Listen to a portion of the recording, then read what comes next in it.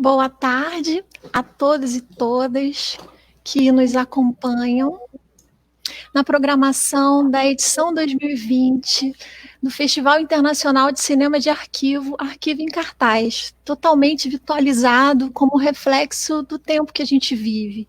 Eu sou a Lu Feliz e vou acompanhar como mediadora os trabalhos dessa tarde. O Arquivo Nacional tem uma grande honra em promover o debate Instituições de Memória e os Registros da Pandemia por meio de 3 iniciativas distintas, mas conectadas, e os seus titulares. Consideramos essa mesa um dos pontos altos do festival, que tem como temática a história do tempo presente, registros da pandemia. A proposta desse tema ganhou força e forma pelo entendimento do papel e responsabilidade das instituições de memória no acolhimento e na promoção da história que acontece hoje e seus impactos para a sociedade. Muito mais que os registros formais que estão sendo produzidos pelo Estado nesse momento e que futuramente, esperamos, estarão disponíveis nos arquivos públicos, também nos interessam os registros da sociedade civil e seus múltiplos aspectos, sentimentos, afetividades, perdas, impressões e as expressões, por que não? Ou seja, a vivência e os novos arranjos sociais que poderão mudar as formas de estar no mundo e de nos relacionar. Os arquivos públicos e as instituições de memória devem ser lugar de reconhecimento e pertencimento. Por isso, as ações que discutiremos hoje são os testemunhos do isolamento, com Beatriz Cuchinir, o projeto Arquivos da Pandemia, Memórias da Comunidade Fiocruz, com Luciana Raimann, e o projeto Inumeráveis, com Rogério de Oliveira. As apresentações serão nessa mesma ordem e haverá espaço para pergunta por meio das redes sociais, que a gente vai responder aqui ao final. Como parte do protocolo, eu apresento um brevíssimo currículo dos membros da mesa, começando com Beatriz Cuchinir. Beatriz é doutora em História pela Unicamp, diretora do Arquivo Geral da cidade do Rio de Janeiro, membro do Programa de Pós-Graduação em Gestão de Documentos e Arquivos da Unirio, coordenadora e idealizadora do projeto Testemunhos do Isolamento. Em seguida, teremos Luciana Raimann, que é doutora em Sociologia, pesquisadora do Departamento de Arquivo e Documentação da Casa de Oswaldo Cruz, professora do mestrado profissional em Preservação e Gestão do Patrimônio Cultural das Ciências e da Saúde e do mestrado profissional de Gestão de Documentos e Arquivos da Unirio. Coordena também o projeto Arquivos da Pandemia, Memórias da Comunidade Fiocruz. Por último, enfim, teremos Rogério, que é empreendedor social e um dos idealizadores do projeto Inumeráveis, memorial dedicado à história de cada uma das vítimas do coronavírus no Brasil. Palestrante internacional, colunista, mentor de empreendedores e especialistas no tema felicidade no trabalho e inovação social e cidade para as pessoas. Com os cumprimentos aos colegas, às colegas e ao colega da mesa, eu passo a palavra, então, para Beatriz Cuchinir. Bia, está contigo.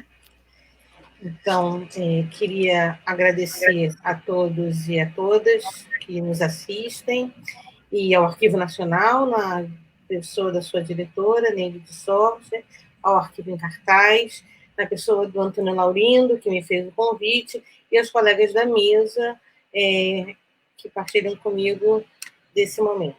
Então, deixa eu fazer aqui. Bom, acho que agora vamos. O projeto que eu vou apresentar a vocês, como a Lucy já mencionou, se chama Testemunhos do Isolamento, produzindo uma cápsula do tempo. A proposta desse projeto, ele expõe o papel do Arquivo Geral da cidade do Rio de Janeiro, que ele assumiu diante desse cenário de pandemia, mais ou menos após o dia 16 de março, quando a Prefeitura do Rio publicou um decreto em Diário Oficial estabelecendo o teletrabalho. Então, o arquivo, naquele momento, se incumbiu da missão e da função de ser um colecionador e foi o órgão dentro da Prefeitura da cidade do Rio de Janeiro que se posicionou como tal. Ao se colocar nessa tarefa, nós estamos ampliando as nossas atividades para além da gestão e da guarda da documentação do Executivo Municipal. E demonstramos que, igualmente, geramos documentos e formamos coleções. A missão de um arquivo público é, primeiramente, guardar os registros dessa administração do Estado e do poder público.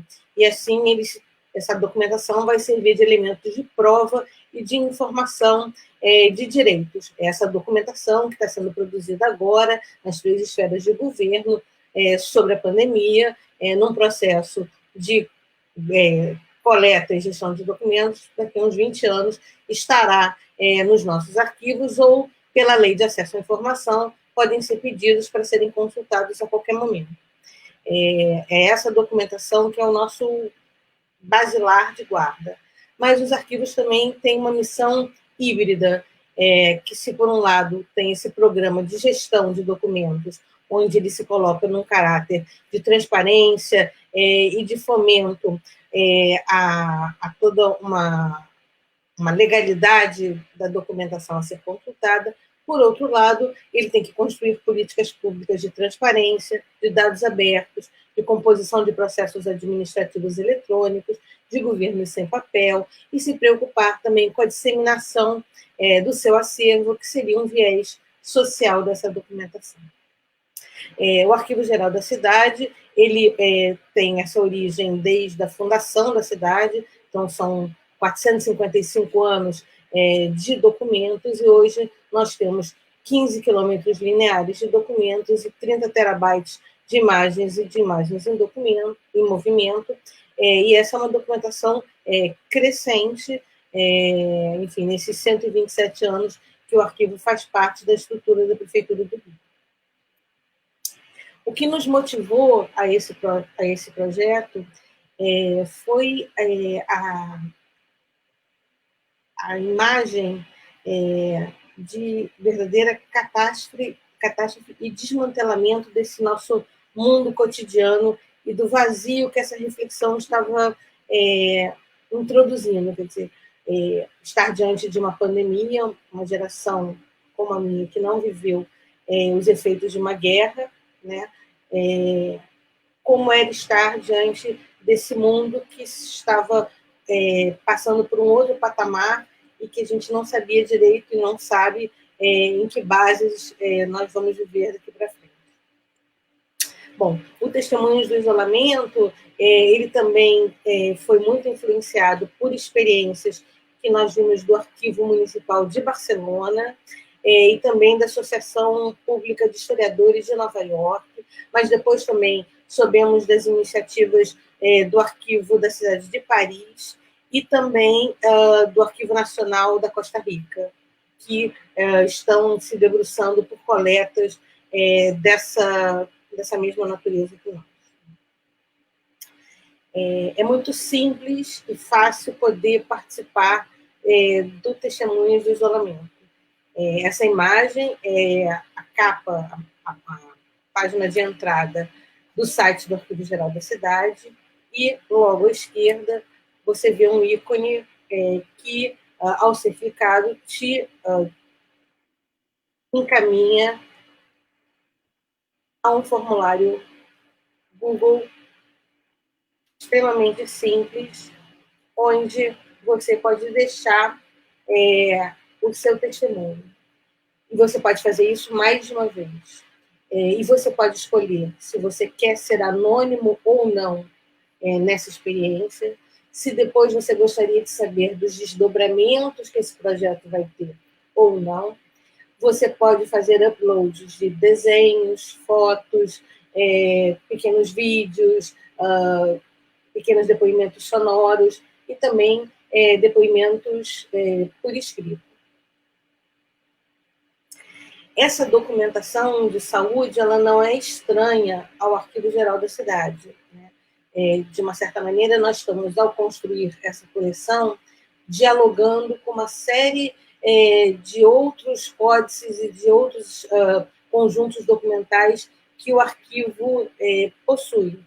E foi um pouco num mergulho para difundir o Testemunhos do Isolamento, nós fizemos um mergulho nos acervos sobre saúde que o Arquivo Geral da Cidade possui para publicizar essas fontes e fazer com que o nosso pesquisador tivesse interesse tanto em se debruçar numa documentação mais antiga, como colaborar conosco na construção desses depoimentos mais recentes. Então, pela nossa base de dados, o pesquisador pode entrar em contato com esses acervos de saúde em depósito no Arquivo Geral da Cidade. E que, por essa newsletter que nós temos, que é quinzenal, que se chama Sebastião, nós fizemos uma série de debates demonstrando os acervos sobre cada uma dessas epidemias que assolaram a cidade e que podem também ser consultadas no Arquivo Geral. Bom, o que há de diferente nesse projeto para um arquivo público é que nós estamos formando uma coleção. Não é uma documentação que já vem tratada após uma gestão de documentos da prefeitura e que depois de ter cumprido todas as suas etapas, adentra ao arquivo público. Não, nós estamos nos propondo a reunir intencionalmente esses documentos que não vêm de uma mesma proveniência, vêm de diversos lugares.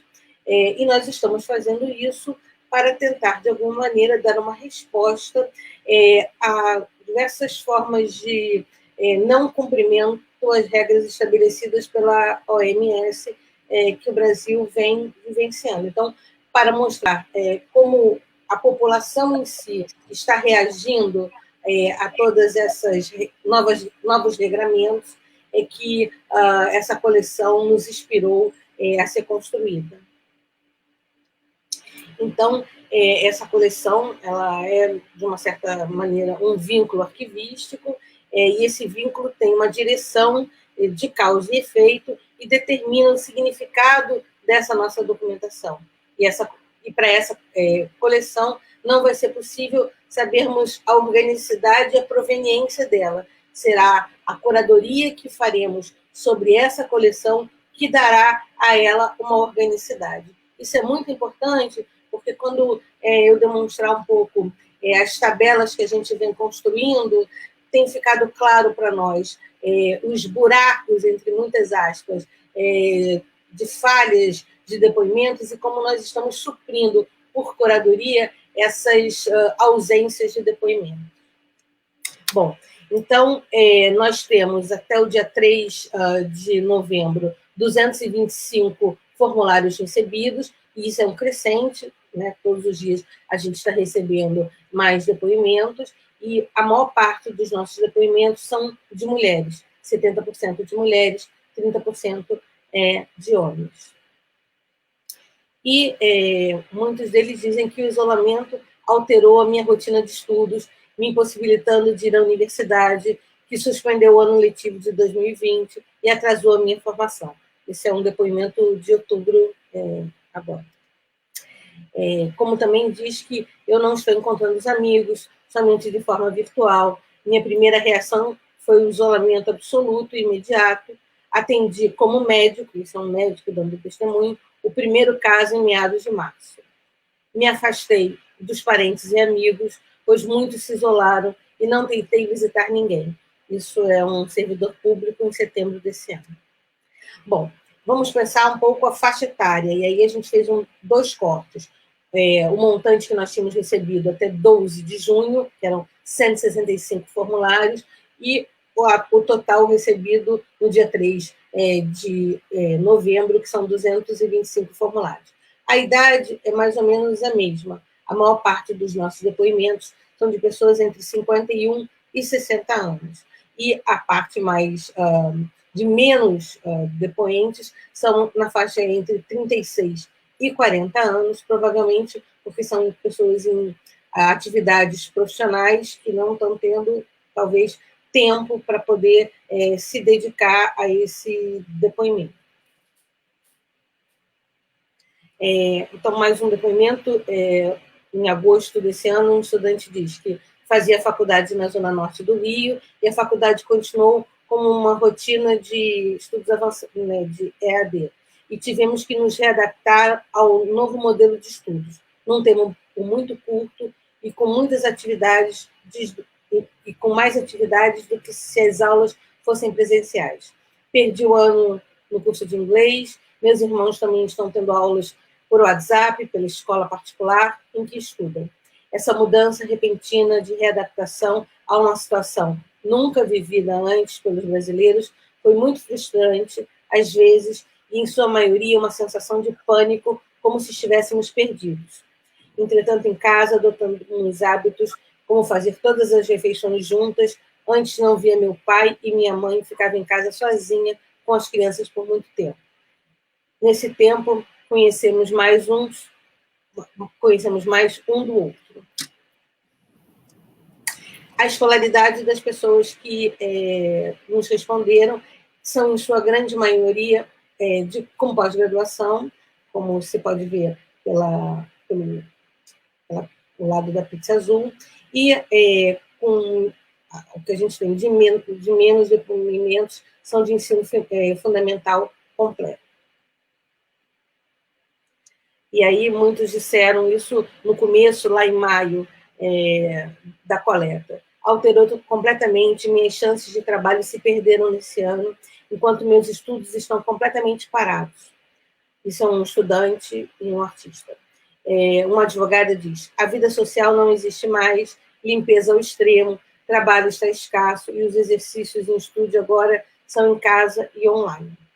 E uma administradora nos fala: alterou completamente. Morava com os meus pais, porém, eu que estou fazendo supermercado e indo ao banco quando necessário, por ter a possibilidade de não botá-los em risco, resolvi me mudar completamente para um apartamento que possuo. Estou no último ano de uma nova graduação e, nesse momento, minhas aulas são online. Minha rotina é sair às 6 e voltar às 11. Minha rotina é do trabalho para a faculdade. Agora faço tudo de casa. Bom, quanto à residência, isso é um dado muito interessante, porque no início a gente tinha muito interesse de pessoas que ou moram na cidade do Rio de Janeiro ou trabalham na cidade do Rio de Janeiro, porque é o foco do Arquivo Geral da cidade. E começamos a receber mensagens de pessoas que estavam fora do Rio, que não moram aqui ou não trabalham aqui e que gostariam de deixar os seus depoimentos. Então, nós readaptamos o formulário para poder receber essas manifestações. Como vocês podem ver, a maior parte dos depoimentos são de pessoas que residem e trabalham no Rio de Janeiro, e a menor parte delas é que reside no Rio e trabalha em outro município. E aí, logo em maio, também, um perito criminal nos diz: minha escala de serviço por plantão foi ampliada, de forma que nossa exposição fosse reduzida. Estou saindo de casa somente para ir ao mercado e para os plantões. Isto era em maio. E a gente vem vendo que os depoimentos vêm mudando muito quanto a essa fala, né? Em junho, uma professora diz: meu sono ficou desregulado, a ansiedade aumentou, o consumo de alimentos aumentou e o gasto com comida aumentou. Da noite para o dia, tive que me adaptar ao trabalho remoto, mesmo sendo professora. Ainda que não seja dado aula via internet, tenho feito muitas reuniões online, como todos nós. Em junho também, uma médica nos diz: todos da minha família estão se adaptando ao trabalho em casa, assim como é necessário adaptar a convivência com todos em casa. Rotina de casa para o trabalho, trabalho para casa. A sensação de que não há nenhum lugar onde eu possa espairecer e respirar. É uma situação inédita. O mundo não tem mais diversões. É uma grande bolha de isolamento. Então, também na questão da residência, de onde moram, em que áreas da cidade moram as pessoas que têm nos dado esses depoimentos. A maior parte delas reside na zona sul do Rio de Janeiro, e a menor parte delas reside no centro da cidade.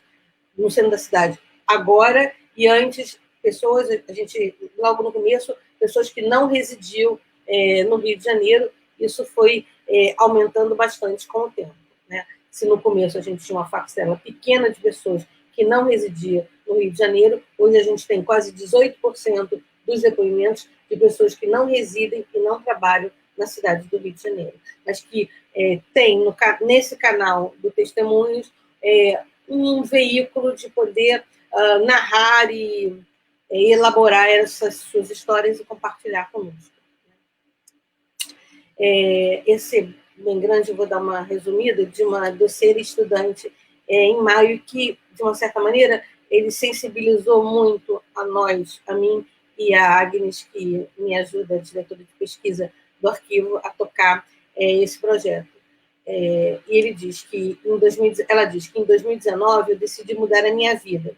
Eu trabalhava como recepcionista na Zona Sul e resido com 3 filhos na Zona Oeste. Fazia doces por encomenda para complementar a renda, mas decidi me desafiar e me inscrever num vestibular da UERJ. Comecei a estudar por conta própria.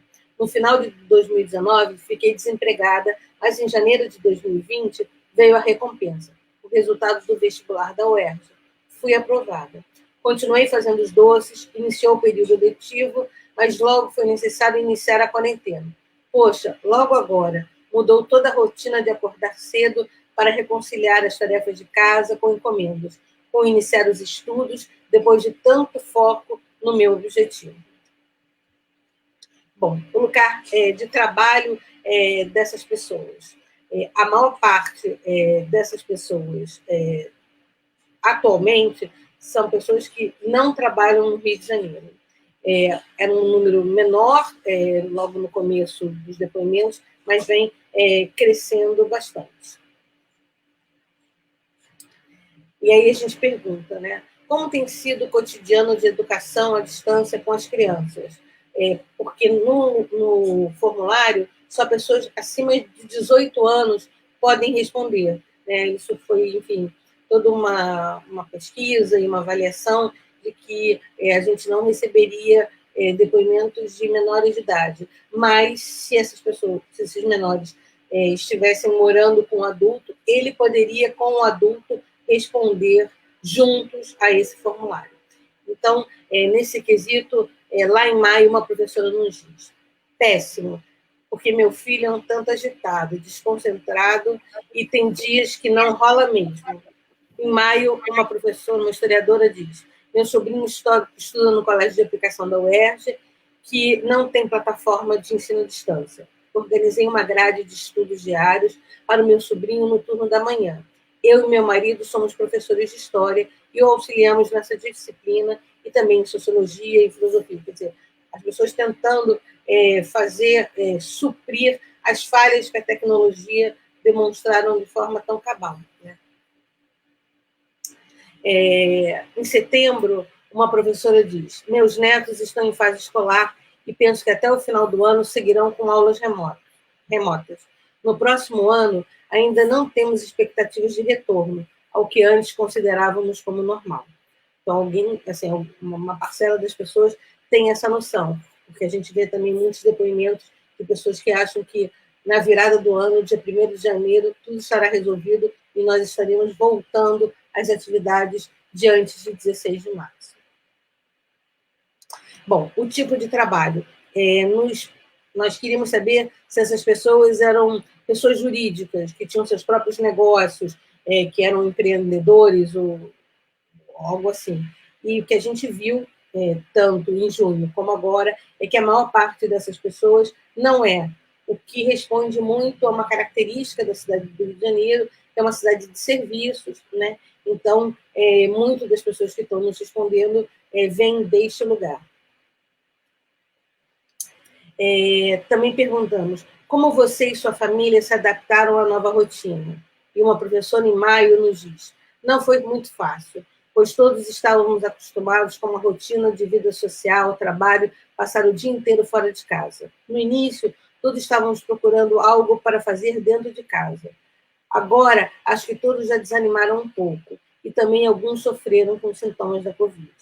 Um funcionário público também em maio nos diz: não ficávamos os 3 o tempo todo em casa juntos. Eu diria que o que está sendo mais marcante é que cada um passa a maior parte do dia isolado num cômodo diferente. Bom, a gente também quis saber o grupo, dentro desse grupo, como é que eles estavam enfrentando a pandemia. E tanto em junho como agora, a maior parte deles vem fazendo isolamento social e trabalhando em casa. E aí nós perguntamos, como você tem se sentido ao longo do período? E uma professora aposentada em julho nos dizia, inicialmente achei que seria algo passageiro, e devido às várias informações desencontradas, fiquei confusa. Cansada, preocupada, triste pelo número de mortos no país, e impactada por estar vivendo uma situação que nunca imaginei. Oscila muito, cansaço físico e mental, abatimento, às vezes momentos de euforia, quando percebo que o tempo livre poderia ser usado para realizar coisas que adiava. Ao não conseguir fazer, o abatimento se aprofunda. Também queríamos saber aonde moram essas pessoas, né? E a maior parte delas moram com mais uma pessoa, né? Então, mas a gente tem um número também razoável de pessoas que moram sozinhas. E um número pequeno das pessoas que estão nos dando esses depoimentos, pessoas que moram com mais de 5 pessoas em casa. A partir desses gráficos, nós vamos começando a identificar aonde estão os buracos dos nossos depoimentos e qual é a solução que a gente vai encontrar para esses buracos. Bom, como você tem se sentido ao longo do período? E aí um professor nos fala em julho. Estou vivenciando dias e semanas muito, muito produtivas e mentalmente equilibradas que se alteram com curtos períodos de angústia e tristeza profunda. A gente queria saber se as pessoas estavam documentando a sua rotina. E a maior parte delas nos diz que não fazem isso.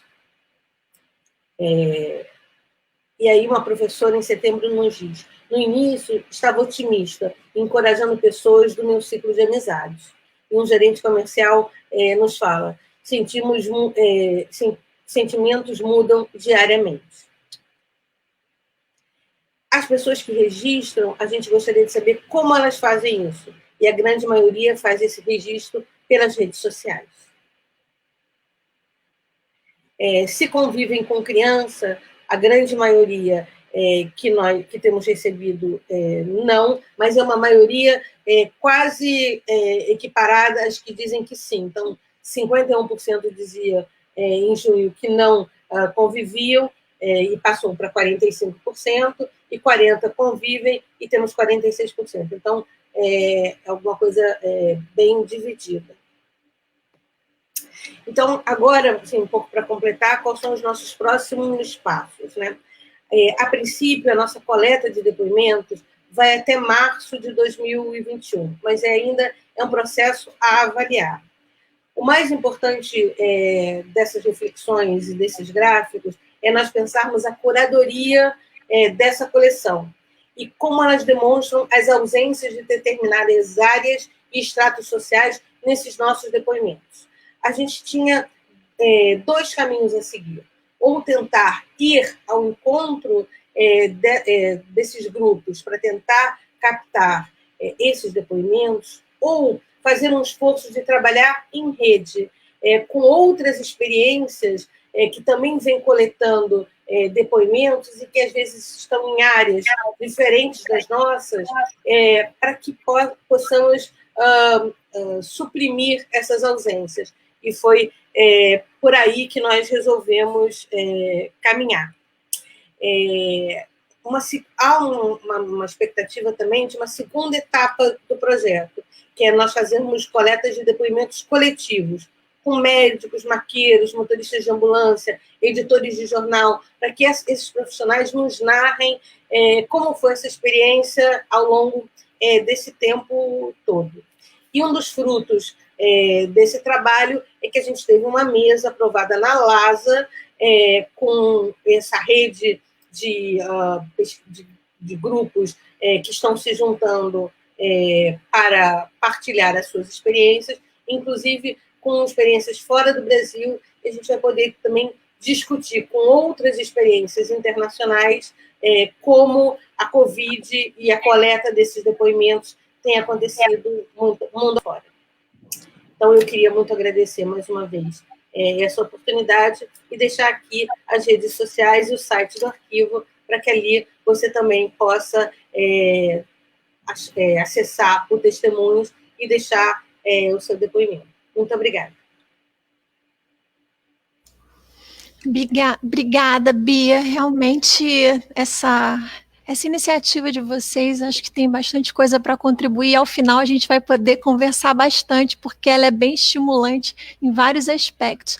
Eu passo a palavra, então, à Luciana Raimann, que também vai fazer a sua apresentação, e a gente aguarda as perguntas por rede social, para que ao final a gente faça aí o debate. Luciana, está com você. Obrigada, Luf. Boa tarde a todas e todos que estão nos assistindo. É um prazer estar participando dessa mesa. Eu queria agradecer o convite que me foi feito pela Januária, do Arquivo Nacional, dizer que é um prazer estar dividindo essa mesa com a Beatriz, com o Rogério e com a Luf.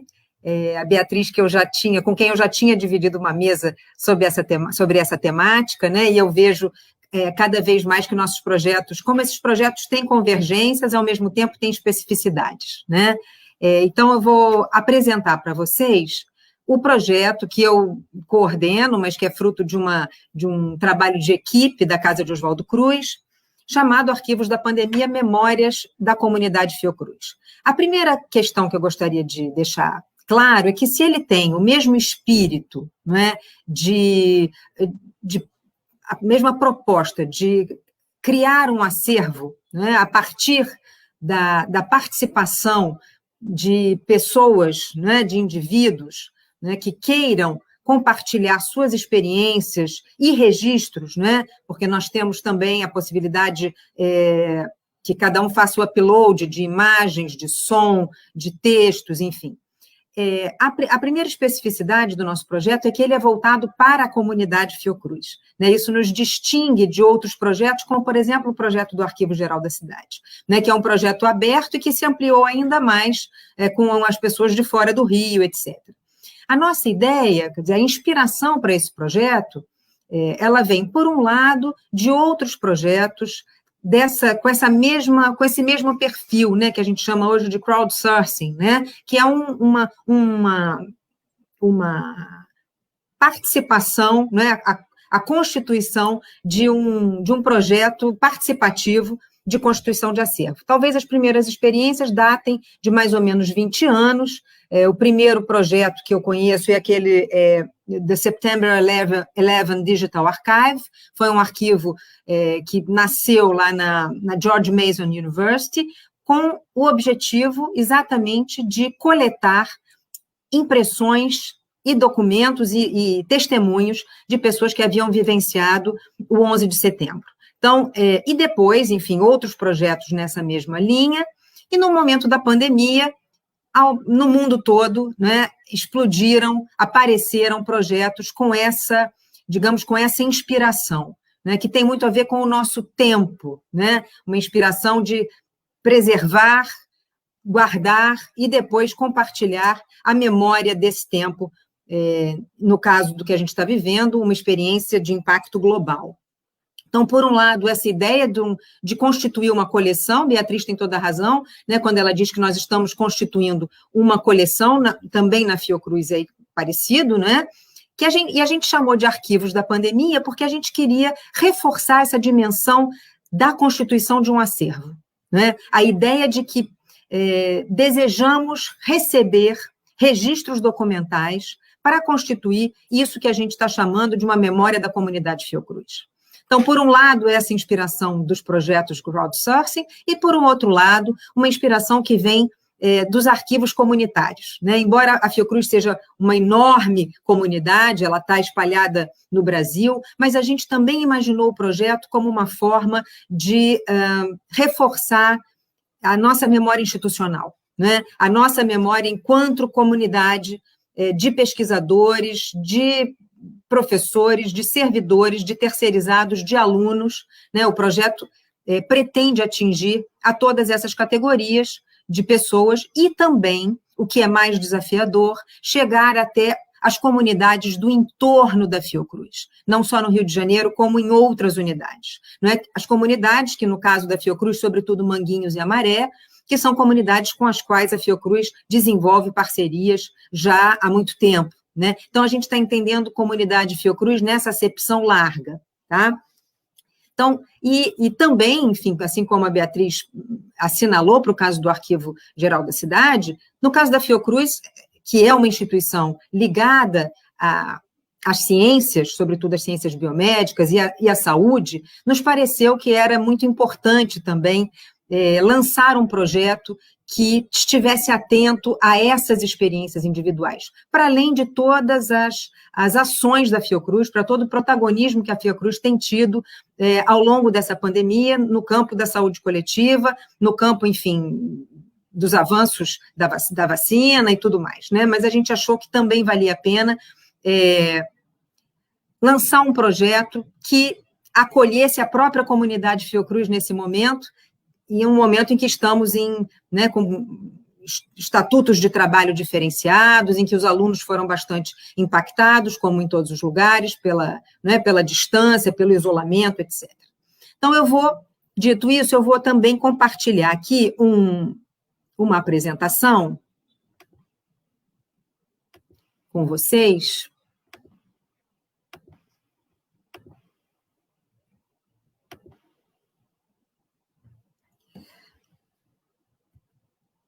Essa minha apresentação, enfim, já falei bastante, né, já apresentei o projeto, mas vou estar, né, essa parte do projeto já está mais ou menos coberta. Vou mostrar para vocês rapidamente a estrutura da plataforma de coleta. Vou mostrar primeiro os resultados quantitativos e qualitativos, também como fez a Beatriz, e vocês vão ver algumas convergências interessantes. Vou falar dos próximos passos do nosso projeto e fazer um breve comentário sobre, finalmente, que tipo de memórias a gente está conseguindo captar e o que a gente não consegue captar, né? Ou talvez precise aprimorar, né? Então, a primeira coisa é dizer que esse é um projeto que foi pensado por uma equipe, não é? Que é uma equipe tanto do Departamento de Arquivo e Documentação, ao qual eu estou vinculado, como do Departamento de Pesquisa da Casa de Oswaldo Cruz, com a importantíssima participação de um colega da área de Tecnologia da Informação. Né? A gente não consegue pensar esse tipo de projeto se a gente não tiver, de fato, uma equipe interdisciplinar. Né? Então, eu já falei para vocês dos objetivos, do público-alvo, e a gente imagina um prazo de coleta até o final do ano que vem.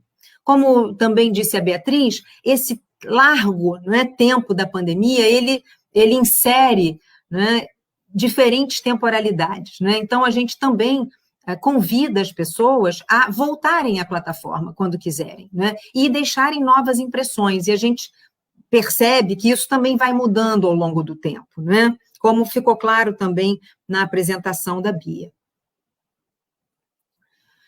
Nós usamos para essa coleta uma plataforma open source que chama Lime Survey.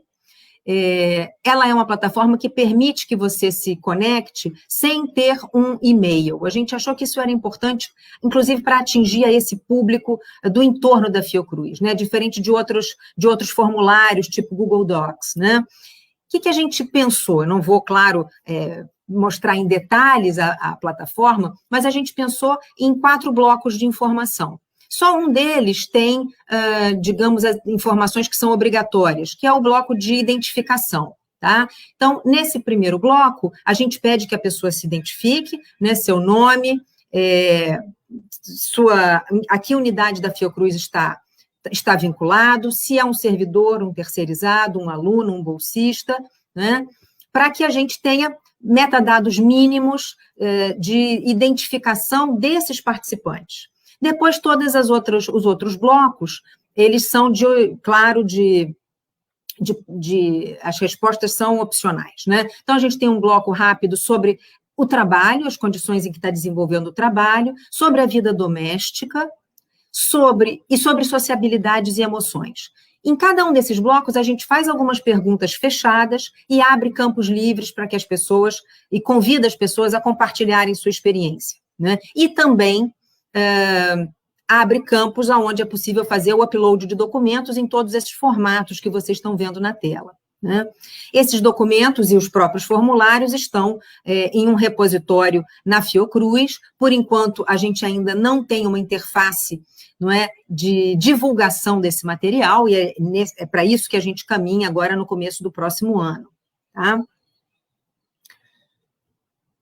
Então, também, como a Beatriz, eu vou mostrar, eu vou confirmar que as mulheres, né, aqueles que se declaram do sexo feminino, são maioria. Aqui também são 68%, contra 30% de homens, né, e 2% não quis informar. Como eu disse, todas as perguntas, fora a identificação, elas são opcionais, né? Então, parece que, e aí os projetos, né, a gente colocando, justapondo os projetos, a gente passa a perceber que isso é uma tendência mesmo, não é apenas na comunidade Fiocruz. Parece que as mulheres têm mais desejo ou facilidade de compartilhar as suas experiências. Do ponto de vista da relação com a Fiocruz, a gente tem uma maioria de servidores, não é? Em segundo lugar, vem bolsistas, mas muito próximo aos terceirizados e aos alunos, e apenas 6% de vizinhos. Isso em 53 questionários que foram preenchidos na sua totalidade. Como na plataforma é possível começar a preencher e parar para terminar mais tarde, vários formulários estão ali em repouso, né, esperando. 53 a gente tem completos, né, ou seja, enviados para nós. Então, aqui é claro, e também eu acho que justapondo ao projeto do Arquivo Geral, a gente vê que é mais difícil atingir, né? No caso do arquivo, a gente viu que a escolaridade, a maioria são de pós-graduados, não é, que participam. Aqui a gente vê que a maioria são de servidores, né? Nós não temos uma pergunta sobre escolaridade, mas a gente percebe claramente que os vizinhos, eles são um público mais difícil da gente chegar, embora o projeto esteja circulando em redes sociais, etc. Também tem a ver, me parece, com a disponibilidade, com o tempo, com as condições de vida, né, de sobrevivência, enfim, tudo isso impacta muito, eu acho, esses acervos que a gente está produzindo, né? Aqui eu só estou falando de pessoas que trabalham na Fiocruz, seja como servidores, terceirizados ou bolsistas. A maioria, 76%, está em teletrabalho, ou seja, está na situação do home office, né? 17% estão fazendo um trabalho presencial em sistema de rodízio, 2% apenas também presencial na linha de frente, 5% provavelmente seriam, né, trabalhadores que atuariam na linha de frente, mas estão afastados por grupo de risco. Com relação à rotina doméstica, a gente faz uma pergunta sobre tarefas domésticas, né? E eu estou aqui trazendo para vocês só um extrato, algumas questões, eu não vou apresentar a totalidade dos resultados, né? Mas é só para vocês terem uma ideia do tipo de informação que a gente está coletando. Então, 55% das pessoas declararam que têm mais tarefas para desempenhar, 15% que têm as mesmas tarefas, 0% ninguém disse que tem menos tarefas e 30% não responderam.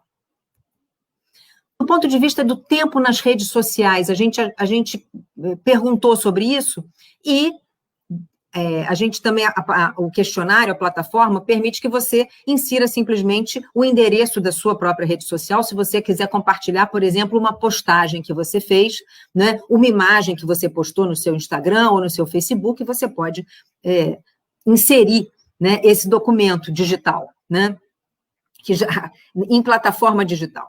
Né? Todos os documentos aqui inseridos são em formato digital. Então, do ponto de vista do tempo nas redes sociais, 43% responderam que passam mais tempo nas redes sociais nesse período da pandemia, 21% declaram que gostariam de diminuir o tempo nas redes sociais, 13% dizem que não houve alteração e 15% passam menos tempo. Depois será possível cruzar, né, se essas pessoas estão entre aquelas que dizem que tem mais tarefas domésticas para desempenhar, que é o que a gente, vamos dizer, imagina. Né? 8% não responderam essa pergunta. Do ponto de vista, também naquele bloco de sociabilidades, a gente pergunta sobre a relação com congregação religiosa. Né? Desse nosso público, 62% responderam que não tem relação nenhuma com congregações religiosas. Né? 15% declararam que se sentem mais distantes das suas comunidades. 11% que mantém a mesma relação com a sua comunidade religiosa, 9% não responderam e 2% apenas declararam que se sentem mais próximos. Com relação a movimentos sociais, e aí a gente diz que são ONGs, são associações de moradores, quaisquer associações da sociedade civil, etc. 45% declararam que continuam acompanhando como faziam antes da pandemia. Mas 34% declararam que acompanham com mais interesse. 2% disseram que não têm interesse em acompanhar, 4% deixaram de acompanhar, 15% não responderam. E a nossa última questão quantitativa, digamos, né, a nossa última resposta quantitativa, com relação ao medo da doença, né? Aí a gente vê que, de fato, 90% responderam que têm medo, né? 36% sentem medo, 28% muito medo, 26% pouco medo, apenas 2% responderam que não sentem medo. E 8% não responderam. Eu também trouxe para vocês pequenos depoimentos, e a gente vê como algumas questões são recorrentes e são vivências que, pelo menos para os públicos que a gente está conseguindo atingir, elas há convergências, né? Então, essa servidora é um depoimento interessante porque mostra como isso afetou o trabalho, né? Ela diz, eu estava começando o doutorado em virologia e ia fazê-lo com poliomavírus, mas com a pandemia o projeto foi alterado. Novas parcerias consolidadas e de um dia para o outro começamos a trabalhar com o SARS-CoV-2, foi assustador. Uma servidora disse, os dias nesse período de quarentena parecem ser todos iguais, todavia não são. Quem diz que está tudo bem não anda entendendo os dias atuais. Não estamos bem e tudo bem, mas tem uns dias que superam. O home office me frustra, eu sinto falta de pessoas importantes e preciso ser 10 pessoas e sou apenas uma. Um bolsista respondeu, eu sou a minha única companhia no meu conjugado. Eu precisei ser criativo e me dedicar a qualquer coisa que me colocasse em movimento dentro de casa, como as leituras. Precisei me adaptar a uma parada forçada, olhar mais para mim. Uma trabalhadora terceirizada disse, a minha rotina em casa mudou muito desde o início do isolamento. Eu venho sofrendo de ansiedade, insônia e perda de apetite. Eu sempre tive uma rotina ativa e desacelerar não me fez bem. Eu busco todos os dias ouvir música, que é uma fonte de prazer para mim. Uma trabalhadora terceirizada disse, no início foi tudo muito novo e eu demorei para me adaptar nessa nova rotina. Outro grande desafio foi compartilhar o mesmo ambiente de trabalho com a família. Mas o lado bom foi poder conviver mais com eles todos os dias, pois já faziam 3 anos que não conseguíamos tirar férias juntos e muitas vezes nossos horários de trabalho e estudo eram conflitantes. Uma bolsista disse o seguinte, fazem 5 anos que eu me mudei sozinha para o Rio de Janeiro para fazer doutorado e aqui eu fiquei trabalhando na Fiocruz. Todo ano eu vou para casa cerca de 3 ou 4 vezes. Em novembro fará 1 ano da última vez que eu estive lá e se eu pudesse definir o maior impacto da pandemia na minha vida, sem dúvida, é ficar tanto tempo sem ir para casa. Um aluno disse, não foi raro, ao longo desse ano, ter a sensação de que eu não experimentei o processo de mestrado em sua potencialidade. Se de um lado essa etapa formativa foi completamente inédita, ela ganhou novos sentidos. Muitas vezes as tarefas das disciplinas e da pesquisa foram o ponto de fuga do dia a dia marcado por incertezas, perdas, tristezas. Uma servidora diz, eu poderia sintetizar o meu momento como busca de manter o equilíbrio, não pensar muito à frente, aproveitar todas as pequenas alegrias. Do ponto de vista dos registros iconográficos, eu trago aqui também uma pequena amostra para vocês.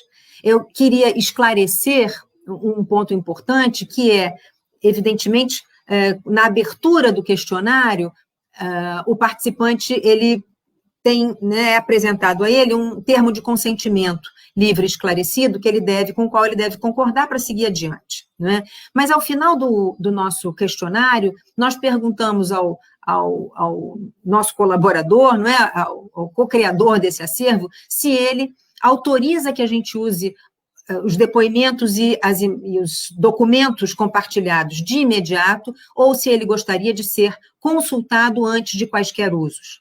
E todos os depoimentos textuais e as imagens que eu trago foram extraídos, claro, de formulários nos quais houve autorização imediata para o uso. Tá? Então, quando a pessoa compartilha uma imagem, ela pode inserir uma legenda. Nesse caso aqui da foto aqui à minha esquerda, essa foto foi tirada durante o mês de agosto. Eu estava no meu quarto digitando o meu plano de trabalho mensal e fazendo anotações no meu caderno, quando o Marvin, meu cachorro, apoiou a cabeça em cima do caderno, querendo atenção. O Marvin tem sido meu companheiro de home office, me apoiando durante esses tempos difíceis de pandemia. Foi a legenda que uma bolsista inseriu para essa imagem. Nessa imagem aqui do meio, uma cena aqui doméstica, com a seguinte legenda: adoro cinema. Como estão fechados, tenho visto muita coisa nos streamings, de clássico ou mesmo da Netflix. E a minha filha, formada em cinema, baixa grandes filmes para que vejamos todos juntos em casa. Essa foto foi tirada no domingo, 16 de agosto. É uma servidora. Aqui nessa imagem da direita, também foi inserido por uma servidora que disse: enquanto eu recomeçava o doutorado, minhas filhas e amigas começavam uma ONG na sala de casa para ajudar pessoas em situação vulnerável, moradores de rua e afins. Muito orgulho dessas meninas. Aqui mais algumas imagens. Aqui à esquerda, também uma imagem, uma cena aqui doméstica: estudar com meu filho. Trabalho árduo às vezes, mas também me reserva muitos momentos de prazer por vê-lo avançar. Aqui uma imagem sem legenda, foi um bolsista que compartilhou, e aqui uma servidora que compartilhou uma foto de um bolo com a legenda novas habilidades. Os nossos próximos passos também. Né? Uma coisa que a gente tem clareza, que a gente precisa, e nós já estamos fazendo, né? Intensificar as ações de divulgação do projeto em todas as unidades da Fiocruz. Nós temos, a maioria veio de unidades aqui de Manguinhos, né, do Rio de Janeiro, mas a Fiocruz tem unidades também em outros estados. Então, a gente quer atingir todos esses estados, né? E, sobretudo, os territórios do entorno, como eu disse a vocês, que estão muito subrepresentados, e a gente tem, né, sabe explicar isso, mas a gente é um diagnóstico que precisa ser, não é, que nos traz uma informação que deve ser motivo, né, de reflexão para nós. A gente também percebe, ou a gente acredita, que a gente pode aprimorar essa plataforma de coleta a partir da experiência dos seus primeiros meses de funcionamento. No nosso caso, embora a gente tenha começado a pensar esse projeto em abril, a plataforma só foi ao ar em agosto. Por conta também enfim, nós passamos o projeto no Comitê de Ética em Pesquisa da Fiocruz, e, enfim, havia certas instâncias, né, pelas quais a gente devia passar o projeto. Fato é que ele foi ao ar em agosto, então a gente tem 3 meses de projeto no ar. Né? E a gente percebe, né, aquelas perguntas que não são respondidas ou que têm baixa resposta, a gente vai provavelmente suprimir, né? Deixar mais campos livres. A gente percebe que as pessoas escrevem bastante. Né? Também o projeto que a Beatriz apresentou, né, o Testemunhos do Isolamento, também mostra isso. Então, a gente acha que a gente pode mudar um pouquinho essa plataforma. A gente precisa sistematizar o processo de extração dos documentos e dos metadados, né? E aí a gente está já começando a pensar, né, num banco de dados, de maneira que no futuro a gente possa, num futuro não muito distante, a gente possa acessar, né, as informações, claro, aquelas que estiverem autorizadas, né, e conceber, finalmente, a interface de divulgação do acervo que a gente coletou. São os nossos próximos passos. Eu tenho pensado muito, né, sobre que tipo de memória a gente está constituindo a partir desses projetos, né? E me ajudou a pensar isso um texto que eu li há pouco tempo na revista da Fiocruz, né? História, Ciência, Saúde, Manguinhos, um texto do último número, né? Cujo título em português é Herança e Política de Saúde Pública, HIV e AIDS em Museus e Arquivos. E era uma reflexão de uma historiadora, especialista em História da Medicina, também uma curadora, não é, de acervos médicos, a Manon Perry. E ela faz uma avaliação do que sobrou, né, do que restou hoje em arquivos e museus acerca da pandemia da AIDS. Né? Claro que a gente está falando de um mundo pré-internet, né, embora a pandemia da AIDS não tenha terminado, mas ela, né, vamos dizer, um momento em que ela teve muito em evidência nos anos 80, nos anos 90, então grande parte do que foi produzido nesse período, né, é um momento onde, bom, redes sociais, nada disso, né, havia, Mas ela faz uma reflexão interessante que eu acho que ela antecipa coisas ou perguntas que a gente pode se colocar hoje para os acervos que a gente está constituindo, né? Então, ela faz um diagnóstico, ela diz o seguinte, que no caso dos acervos relacionados à AIDS, ela considera que os acervos que ficaram preservados em arquivos e museus são limitados e pouco representativos por não documentarem o impacto da doença nos diversos grupos sociais e nas distintas localidades, né? Então, ela faz uma avaliação e ela usa uma bibliografia interessante que mostra como esses acervos eles são mais representativos do ponto de vista da população, né, dos homens gays, né, da população homossexual masculina, né, deixando aí na invisibilidade uma série de outros grupos, e homens brancos, uma série de outros grupos que também viveram e que continuam também vivendo os impactos da doença. Então, a gente se pergunta, nós estamos produzindo acervos descentralizados, volumosos, em iniciativas ao longo do mundo todo, né? Será que eles são suficientemente representativos? A gente já vê, pelo pouco que a gente coletou, que a gente precisa, Beatriz também apontou isso, né, ter uma postura mais proativa para que a gente consiga acervos mais representativos, né? No caso dessa diagnóstico da Manon Perry, ela diz que há a predominância de 3 tipos de registros no caso da AIDS. Registros artísticos, registros oriundos, não é, dos serviços de saúde pública e documentos efêmeros de campanhas. Campanhas de educação, não é, campanhas, pôsteres, bottoms, flyers, né, esse tipo de panfletos, né, esse tipo de documento seria predominante nesses arquivos e museus.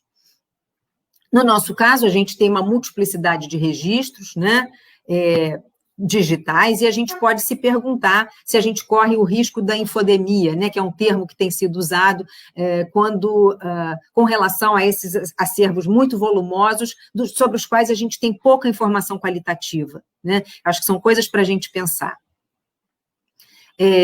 A Manon Perry também diagnosticou uma pouca informação sobre as condições de produção que geraram esse material que é o mais volumoso, né? E a gente pode se perguntar se a gente está documentando bem a produção dos nossos acervos, tanto do ponto de vista das condições de possibilidade dos projetos, o que eles se propõem, quais são os seus limites, né?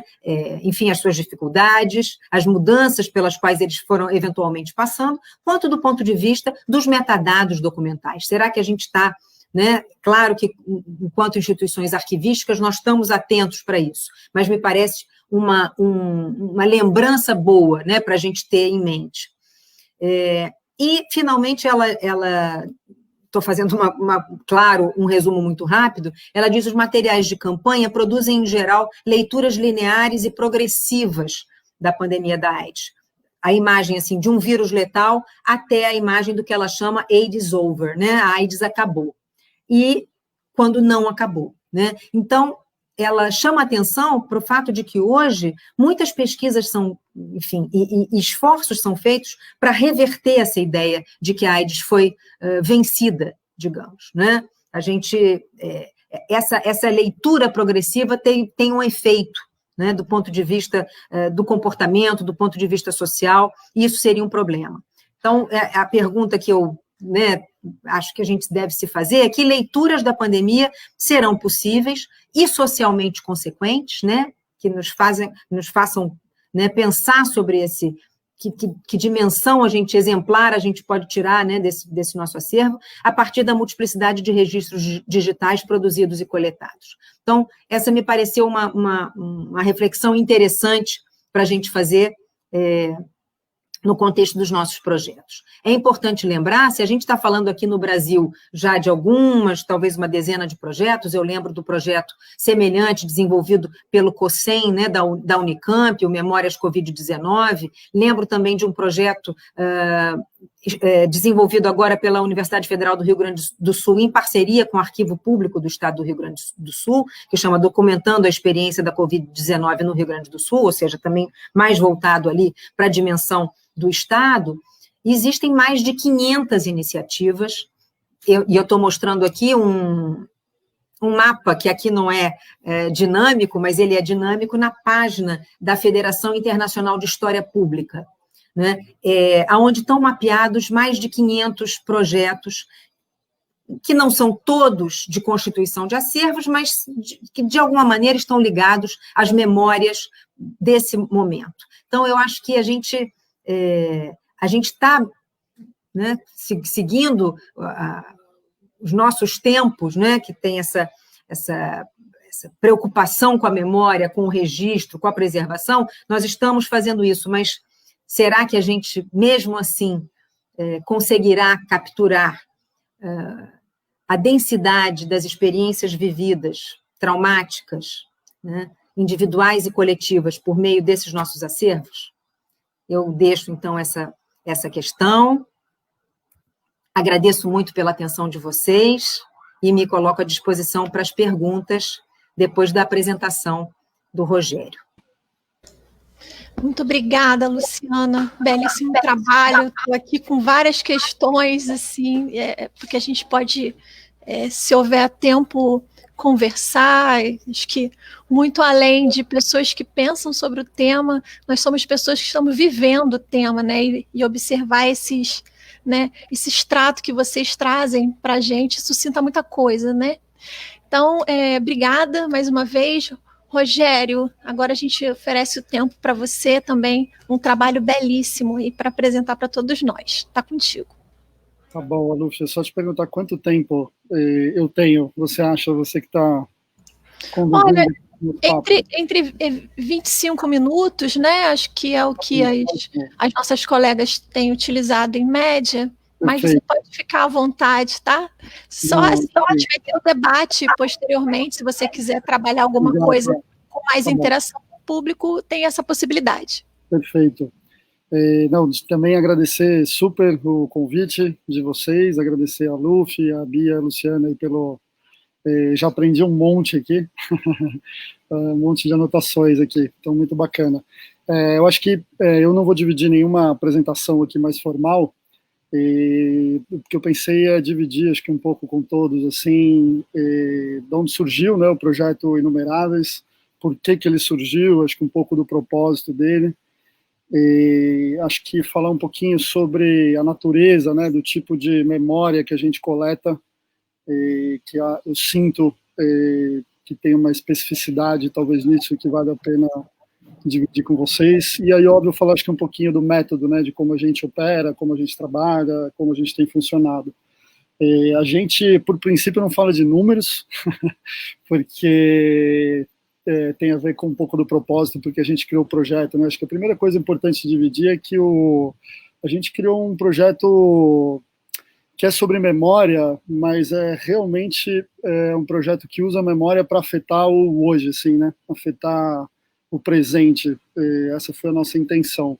Ele nasceu de um incômodo, primeiro pessoal meu, ao perceber aí que, como em quase toda tragédia humana, a gente costuma sistematizar, né, essas vítimas em números, e a gente começa a transformar isso numa paisagem, né? Entra num lugar ali que parece de nos incomodar, a gente vai perdendo a noção do valor da vida individual, né?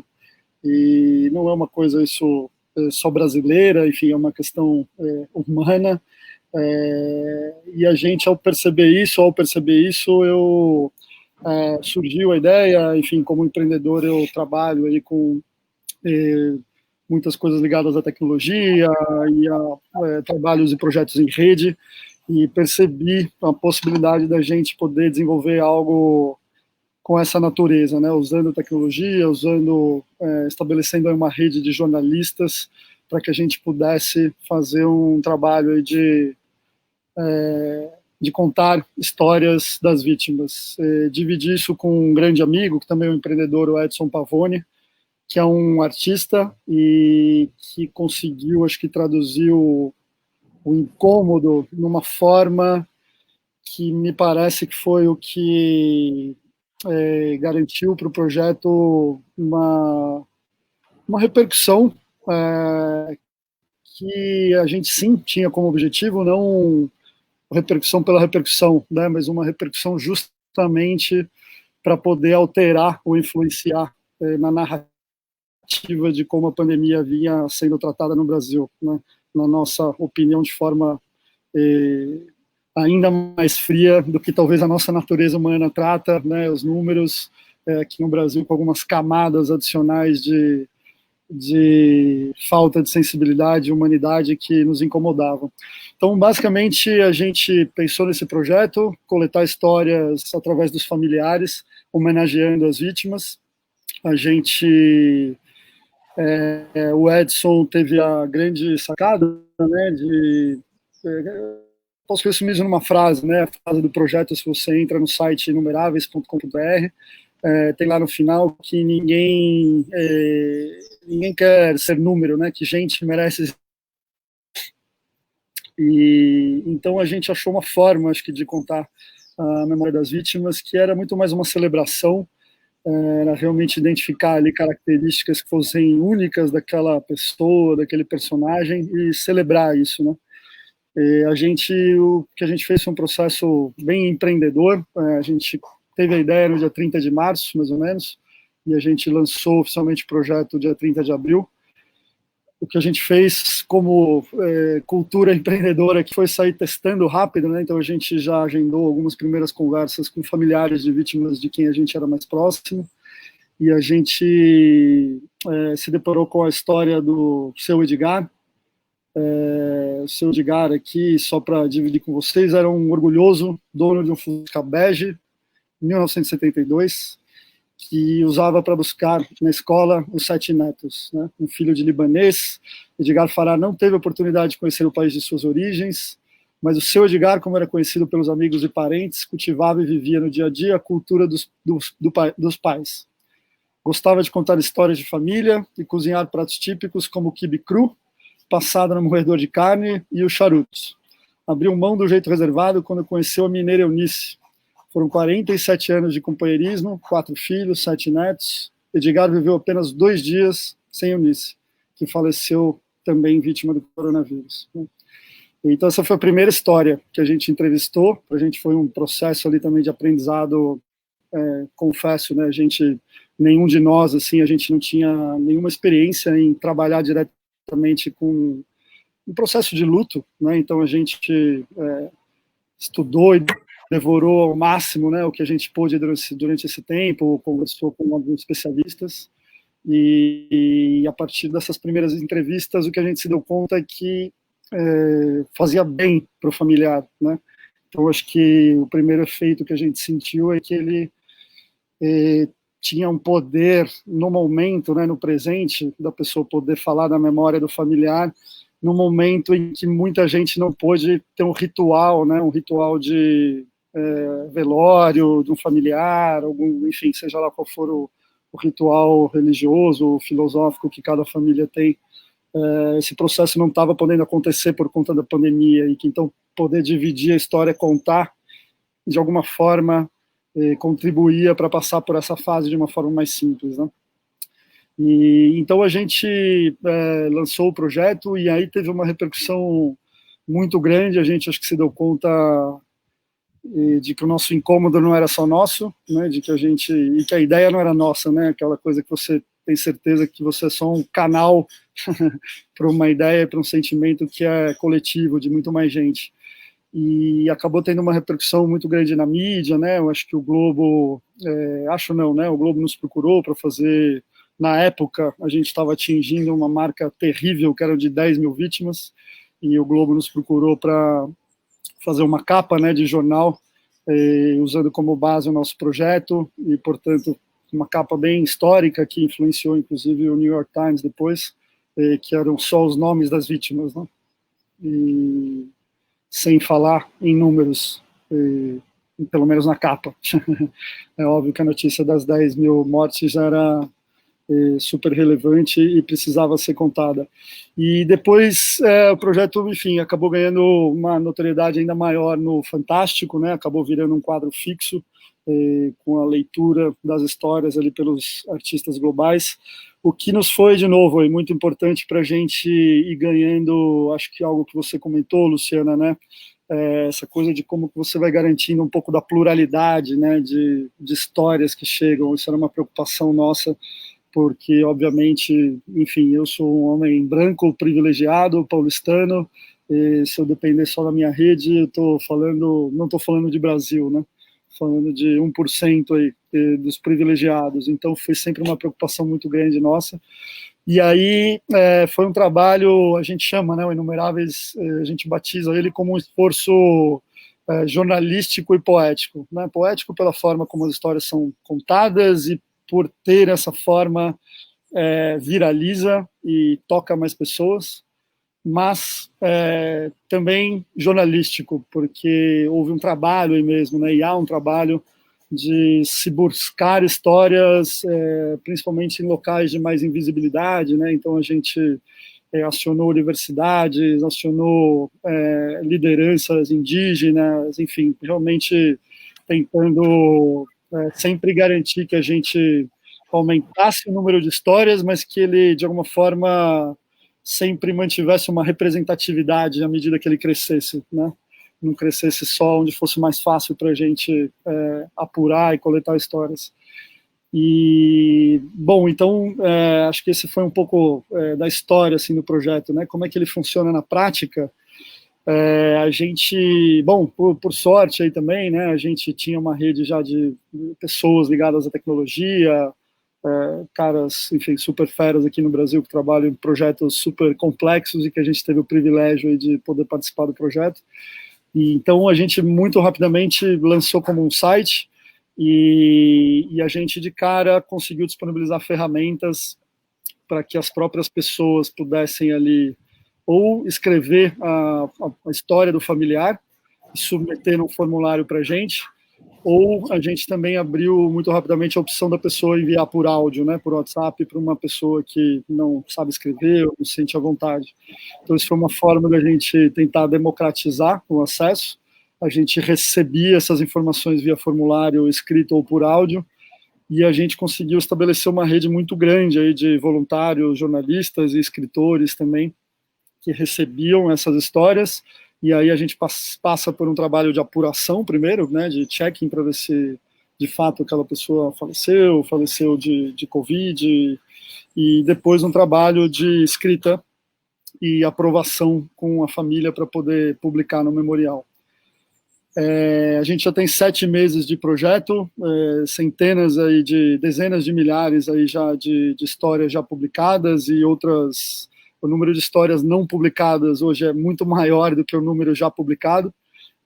A gente não promete um prazo, a gente não tem pressa, para a gente o mais importante é agora realmente contar o máximo de histórias que a gente puder, com a maior diversidade possível.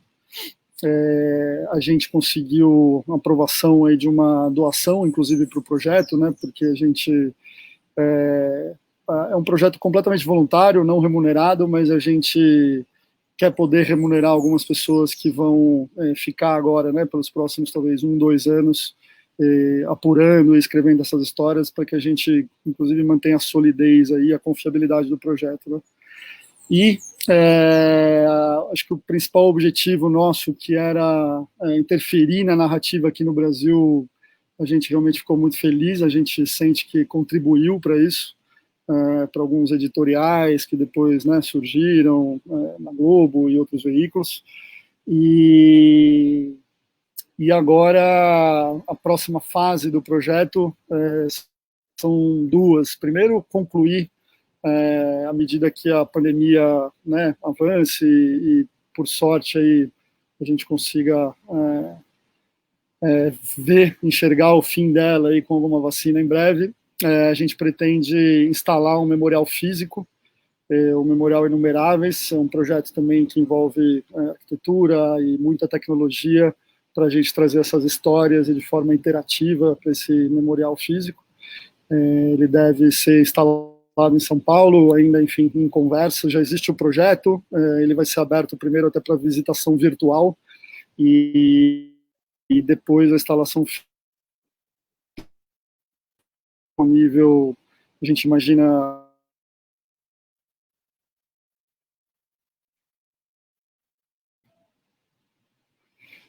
Minha internet não falhou nenhuma vez esses dias aqui. Hoje ela está me dando um pouco de insegurança, mas acho que voltamos aqui. Então, eu estava falando do memorial físico e a gente vai inaugurar uma nova fase do Inumeráveis, que a gente entendeu que há um valor, talvez, aí na forma que a gente encontrou de dar visibilidade para histórias invisíveis ou que viram paisagens, né? Essa combinação de jornalismo e arte. A gente acha que tem, talvez, uma fórmula interessante para a gente utilizar essa metodologia para outras invisibilidades. Então, a gente agora está no processo de decisão de qual invisibilidade, óbvio, dialogando com um monte de organizações que atuam, né, em outras invisibilidades, feminicídio, mortes por violência policial, enfim. Infelizmente, no Brasil, as invisibilidades não são poucas, e a gente está dialogando com algumas dessas organizações para entender como apoiá-los com esse tipo de metodologia, tecnologia e combinação aí dessa fórmula de arte e jornalismo. Eu acho que é isso que eu tinha para dividir a princípio e gostaria de debater mais aí através de perguntas. E talvez só a gente sempre tenta homenagear algumas vítimas quando a gente participa de alguma live, alguma entrevista. Eu queria só ler, então, rapidíssimo mais uma história. A do seu... Eu vou só contar, essa eu já sei até de cor, que é do seu Agenor. O seu Agenor, ele era um motorista de coletivo, de ônibus, em Pernambuco, torcedor do Sport de Recife, brincalhão, cheio de amigos, 49 anos, e era muito conhecido porque ele tinha uma frase típica para se despedir, né, dos amigos e da família. Ele dizia sempre um beijo do tamanho do mar.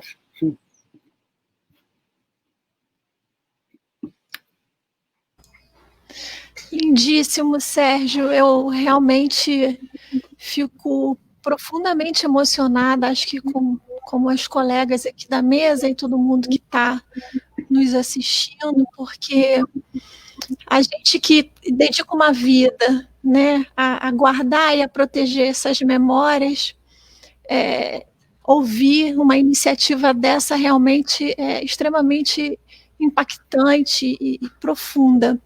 De um modo geral, né, fazendo um recorte aqui da fala de todos vocês, né, apresentações brilhantes, pertinentes, super próprias ao momento que a gente está vivendo, eu pude perceber que existe um fio comum entre todas as iniciativas, né, que é o sentimento, né, a afetividade, as memórias, e principalmente a busca pela condição humana desse momento na sua tragédia, seja lá o que, né, poderá vir a acontecer adiante, né? Seja superação, seja iniciativas de transformação social, de adaptação. A gente realmente está esperando, a história está em curso nesse momento.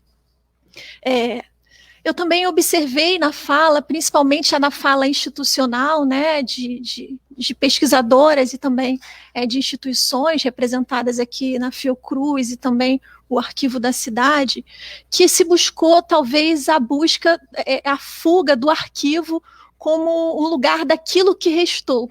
Né? E aí a gente pode entender se aquilo que restou de várias maneiras, né?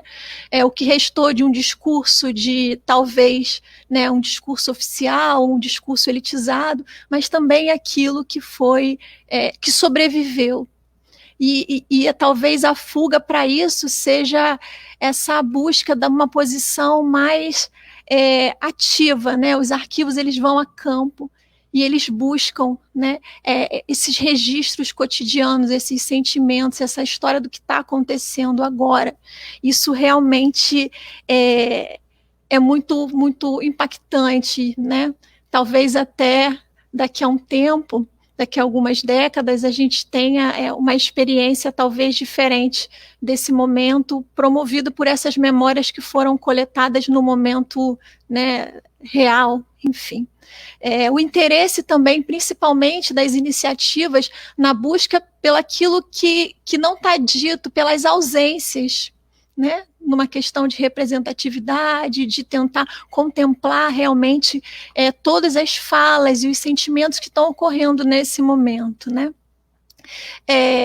E uma questão, antes da gente passar para as perguntas que estão aqui para vocês, e aí uma questão para todos nós, e eu me coloco nesse lugar também, como Arquivo Nacional, mas um fato revelado pela fala da Bia e dos seus, né, dos testemunhos que o Arquivo da Cidade vem coletando, que a maior parte dos registros, né, dessas pessoas, elas estão fazendo nas redes sociais, né?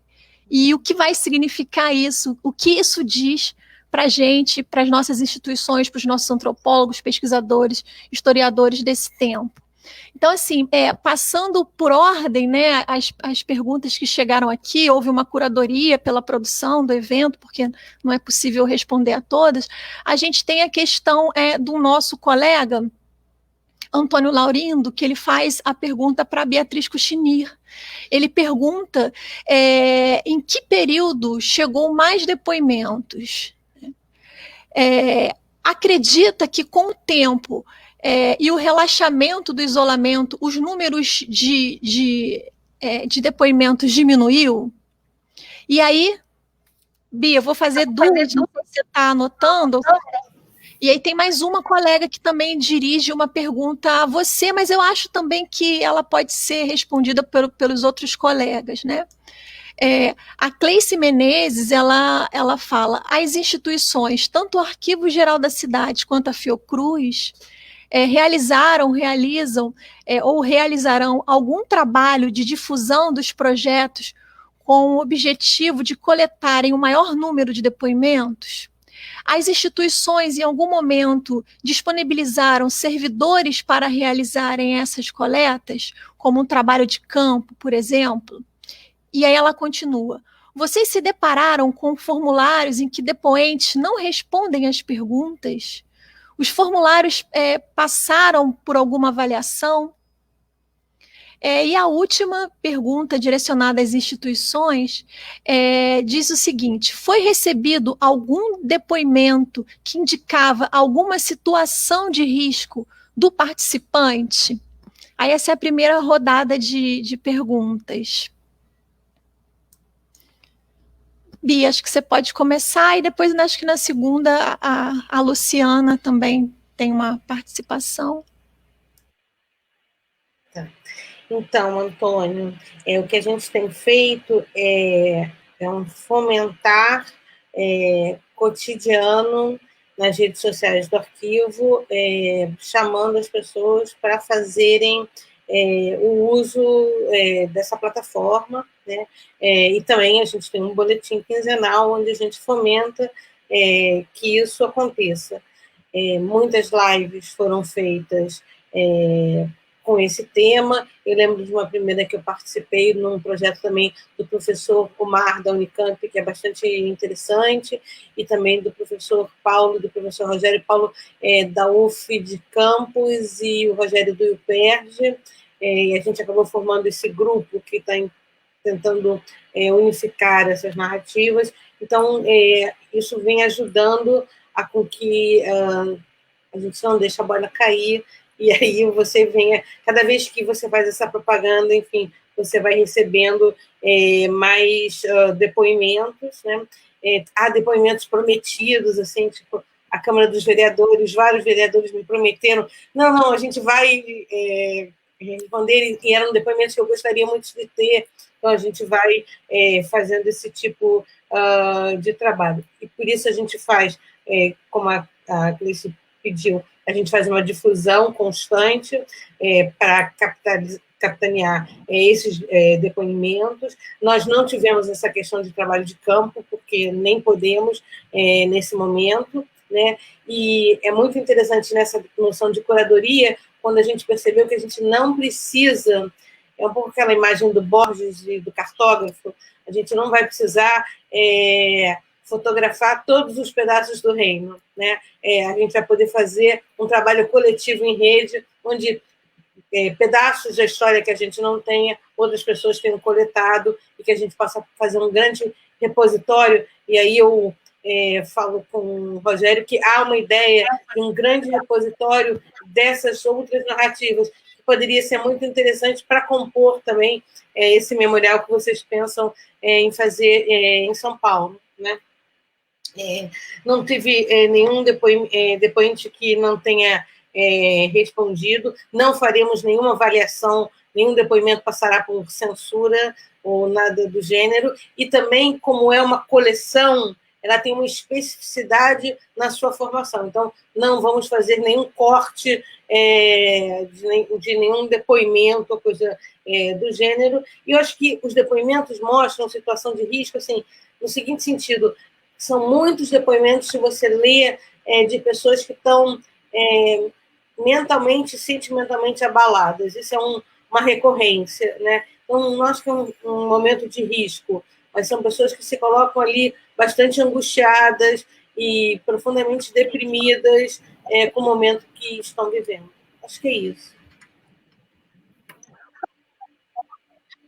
E só uma coisa do que a Lúcia falou, eu acho, sim, que é um protagonismo que os arquivos podem fazer, assim, de que a gente não precisa ser esse lugar apenas que recebe a documentação ou vai coletar coleções particulares específicas. A gente pode ser proativo nesse sentido. Acho que a gente não precisa se furtar desse lugar. É isso.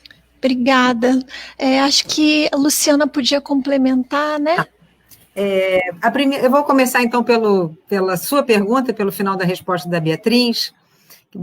Eu acho que essa ideia, né, do arquivo não ser o lugar, né, da gente tentar atuar no sentido do arquivo não ser, como você falou, o espaço daquilo que restou, né? Eu acho que esse é um trabalho constante, né? A minha questão é se a gente cria uma ilusão de que a gente capturou aquilo que teria se perdido, ou se a gente está sempre preservando aquilo que restou, né? Eu acho que essa a gente também não vamos nos iludir com essa, né? Eu acho que muita coisa é perdido. E, muito bem, você apontou a própria questão das redes sociais, né? Que, se não é perdido, né? Tem uma dimensão efêmera, né? Tem uma dimensão efêmera, como, né? Beatriz trouxe aí o Bauman, a modernidade líquida, tem uma dimensão efêmera, líquida, né?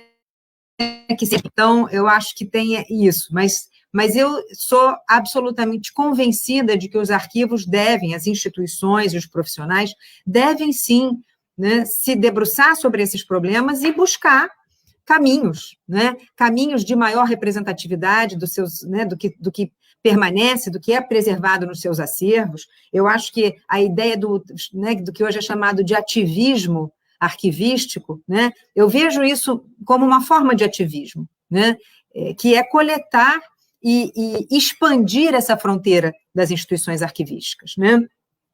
Então, com relação à difusão dos projetos, a gente também, respondendo a Cleice, né, nós tivemos a ajuda, por exemplo, da assessoria de comunicação da Casa de Oswaldo Cruz, né, nos ajudando com uma campanha de divulgação, tanto nas redes sociais, como no portal da Fiocruz, etc. Mas não tivemos essa possibilidade de ir a campo, vamos dizer. O que a gente pretende fazer, inclusive como forma de atingir esses territórios do entorno, nós estamos nos associando ao Museu da Vida, que é um departamento dentro da Casa de Oswaldo Cruz, que tem muitas conexões com as comunidades do entorno, né, porque eles têm o projeto de fazer uma exposição itinerante em torno do Covid, e a gente está propondo que a nossa plataforma seja uma plataforma também de coleta de registros para que essa exposição seja também representativa das vivências, né, locais. Então, a gente está buscando estratégias para que isso, né, frutifique e, de fato, que a gente consiga uma representatividade maior. Formulários em branco a gente tem, como eu disse, as pessoas, a resposta quer dizer, completamente em branco, não, né? Senão ela não segue, né? Ela não consegue seguir para enviar. Mas algumas pessoas depositam uma imagem, e não, né, e não respondem, vamos dizer, as perguntas que a gente propõe, mas isso está previsto como uma possibilidade, né? Esses usos, eu acho que eles também são particulares, eles são individuais, né? E acho que isso é uma dimensão importante desses projetos, né? Isso não é um formulário obrigatório, burocrático, que se a pessoa não for até o final, não, ela pode fazer o uso dessa plataforma que ela desejar. Então, se ela só quiser escrever um testemunho, ela envia assim. Se ela não quiser responder a nenhuma pergunta objetiva, ela não precisa, né? Agora, ela precisa se identificar e concordar, né, com estar participando do projeto.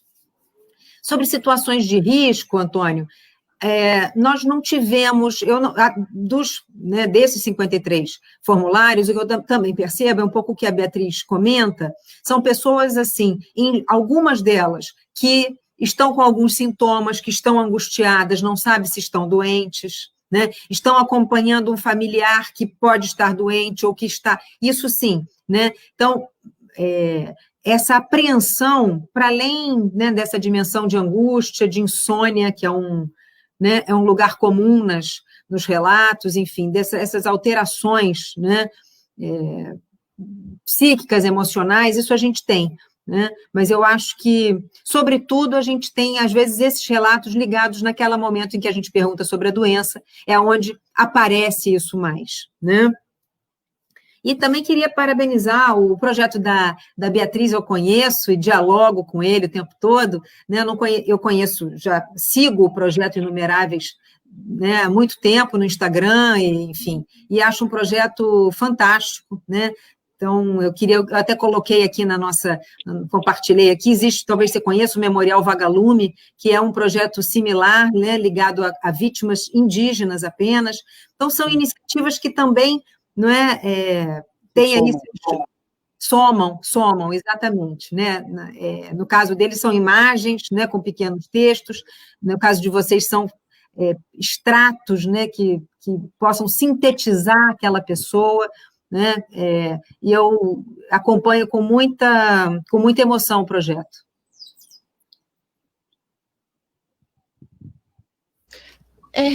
Realmente, assim, como tem até aqui essa tarja da nossa colega Aline, dizendo que esses projetos eles são complementares, mas cada um dentro do seu propósito, acho que isso está bem conectado ao tempo que a gente vive também, de atividades mais em rede, né, conectadas. A própria Bia falou sobre essa ideia de um repositório, né, talvez que abrigue isso. Agora, Rogério, tem uma pergunta para você. Na verdade, um colega, Cadu Marconi, ele pergunta se a música do Chico César, Inumeráveis, foi composta a partir do trabalho de vocês. Foi, na verdade, é uma história muito bonita e isso aconteceu bastante, assim, né? Por isso que eu reforcei na minha fala, e eu acho que a gente entender a importância da arte mesmo, né? Que poder ela pode ter, né? Porque a partir do projeto, na verdade, o Braulio Bessa, que acho que todo mundo conhece, né? Um poeta, enfim, escreveu uma poesia a galope, lindíssima, e ele gravou um vídeo que basicamente a poesia diz: "Números frios não tocam a gente, espero que nomes consigam tocar", né? E aí ele vai fazendo uma poesia a galope usando nomes em ordem alfabética, né, de A a Z. Muito bonito, eu recomendo, vocês deem um Google e assistam. E aí essa coisa da corrente, né? O Chico César, na verdade, viu a poesia do Braulio Bessa e se inspirou na poesia, e aí musicou a poesia do Braulio Bessa, né? E aconteceu muito isso no Brasil inteiro, assim, de diferentes iniciativas artísticas, de pessoas que trabalham com vídeo, né, VJs, um grupo Projetemos, por exemplo, começou a estabelecer um ritual de toda sexta-feira projetar em prédios nomes das vítimas com esse epitáfio, né, esse pequeno extrato ali, resumo da pessoa, enfim, diversas iniciativas, até de plantio de árvores, né, de movimentos de plantio de árvores no Brasil, que iam fazer campanhas de replantio e que queriam, enfim, que cada árvore fosse o nome de uma das pessoas aí do memorial, enfim, super bacana acompanhar, que inspirou o nascimento de novas ações, né? Rogério, tem mais uma pergunta para você, ainda do Cadu Marconi. Ele pergunta: o projeto, nesse contexto atual, teve que lidar com a crítica negativa, ou melhor dizendo, com o negacionismo? Puxa, olha, Cadu, a resposta aí sincera sobre esse processo é que a gente realmente nasceu e tentou ao máximo possível estar num lugar neutro, né? Porque a gente está falando de vida, né? Enfim, não pode haver nada acima disso, né? Nenhuma ideologia, nenhuma preferência política. Então a gente realmente, apesar de ser estimulado, inclusive por imprensa, em perguntas, etc., a gente se mostrar um pouco mais claro em relação ao nosso posicionamento, inclusive político, a gente evitou, porque a gente acha que não precisa, o projeto não precisava. Mas, surpreendentemente, é fato, preciso dizer que a gente acabou lidando e sofrendo, sim, alguns ataques, inclusive virtuais, e tentativas de hackeamento, coisas do tipo, que é chocante, né, na nossa, enfim, opinião. E ainda bem, acho que na opinião da grande maioria, a gente pelo menos tende a crer que na opinião da maioria isso é uma loucura.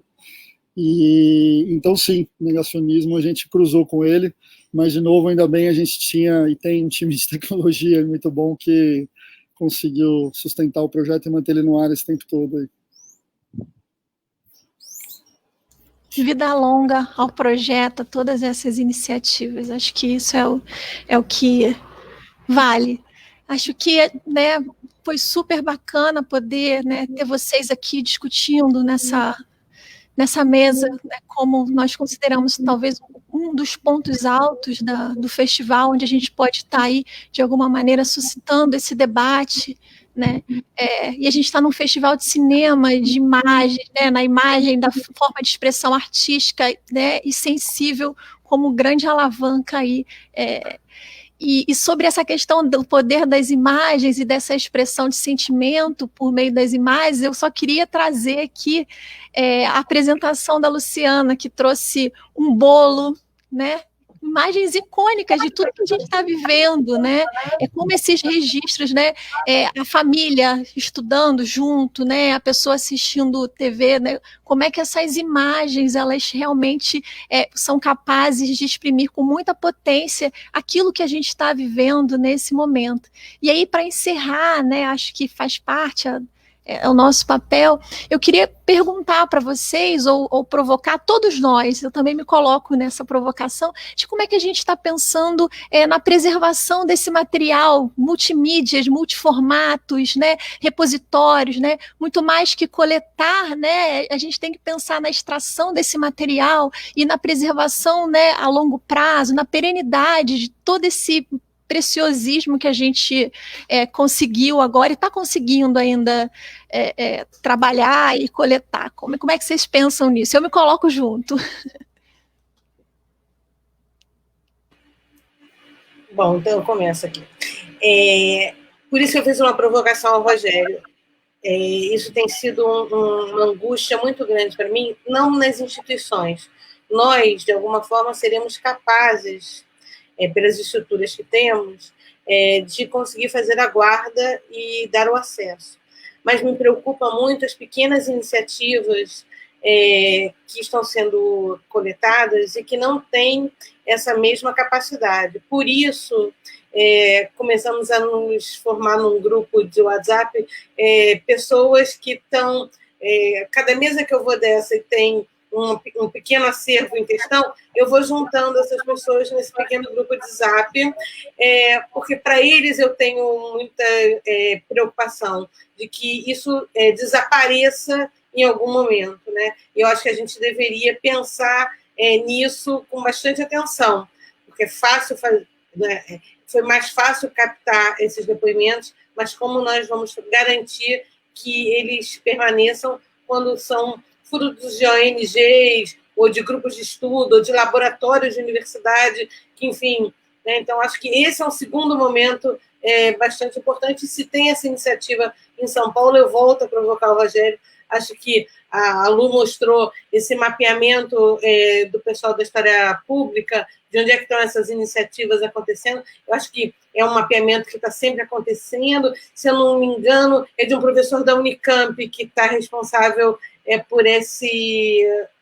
Mas tinha um rapaz da Unicamp que vai fazer uma apresentação que se baseia muito nesses... Tarcísio, o nome me fugiu. Não importa, mas acho que isso está sendo alimentado e acho que é muito importante a gente se preocupar em fazer uma guarda desses pequenos acervos, dessas pequenas iniciativas, para que elas não se percam. Alguém mais quer contribuir, Rogério? Eu posso tocar e até concordar aí, né, com a Bia, com certeza. A gente não é nenhuma ONG, a gente não é nada, a gente é um grupo de pessoas, né, de indivíduos, então a gente não é nenhuma instituição. O bom, de novo, né, é que eu acho que no curto ou médio prazo, sem dúvida, a gente hoje consegue, aí, por conta de quem compõe o projeto, a gente tem uma estrutura de banco de dados, de proteção, super, enfim, o que há de mais moderno aí hoje no Brasil.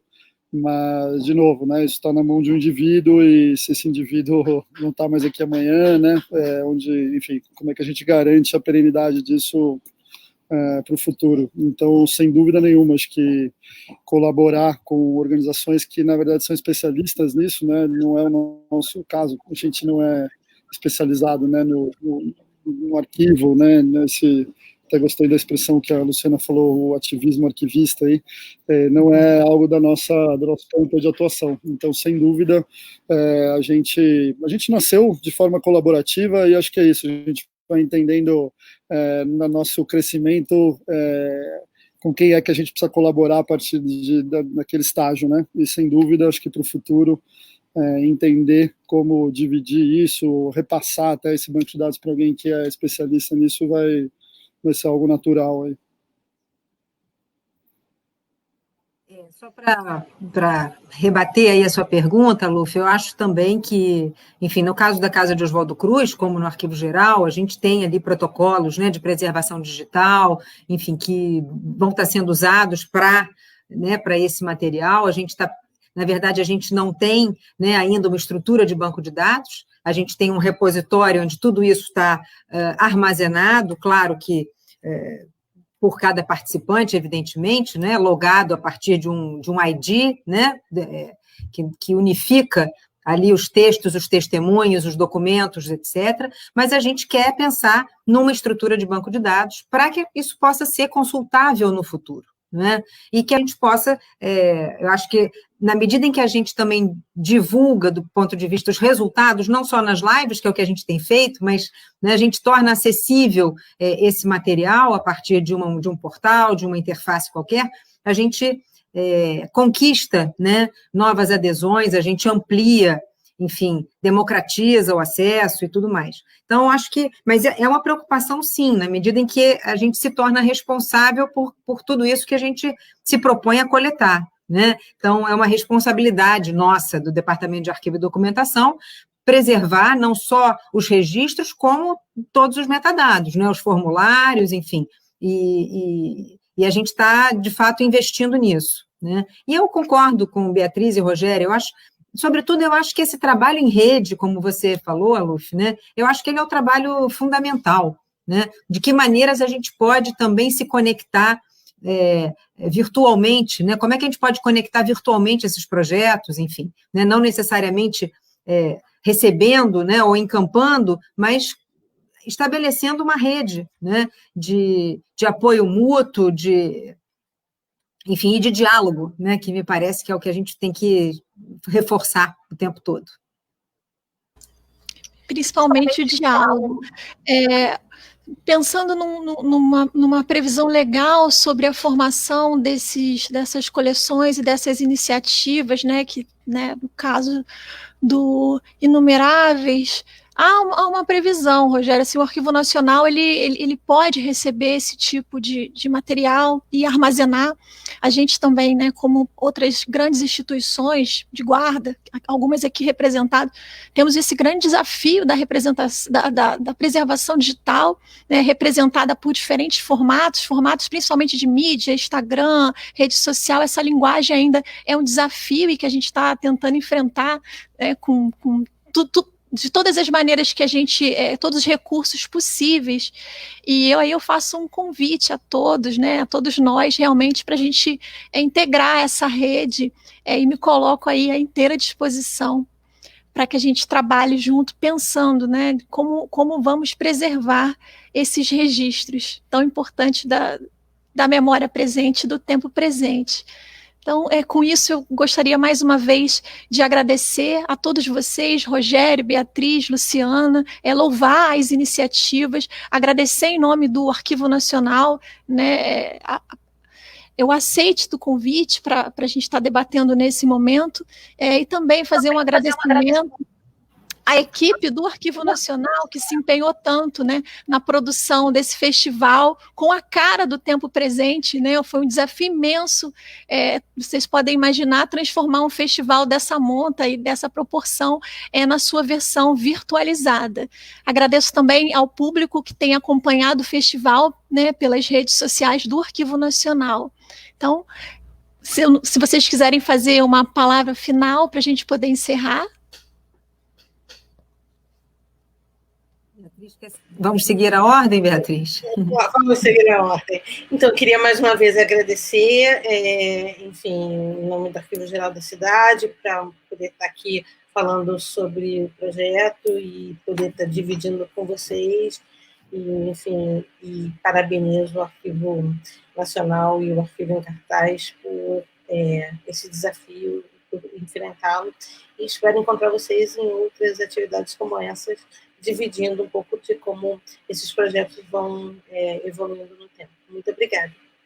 Obrigada também queria agradecer, dizer que foi um prazer estar aqui, é sempre um prazer poder discutir essas iniciativas, acho que são também formas de resistência, né? Os projetos em si e o nosso debate, né? O nosso debate nega o esquecimento, nega o apagamento, nega, né, a indiferença. Então, eu acho que, enfim, fico muito feliz pelo convite, de ter tido a oportunidade de estar aqui com Beatriz, Rogério e a Luf, e eu acho que sigamos, né, porque é preciso resistir, é preciso continuar, e eu acho que são estratégias, né? A gente está também tecendo estratégias de resistência. Então, me parece que é uma dimensão que eu queria também aqui louvar, né, dessas iniciativas.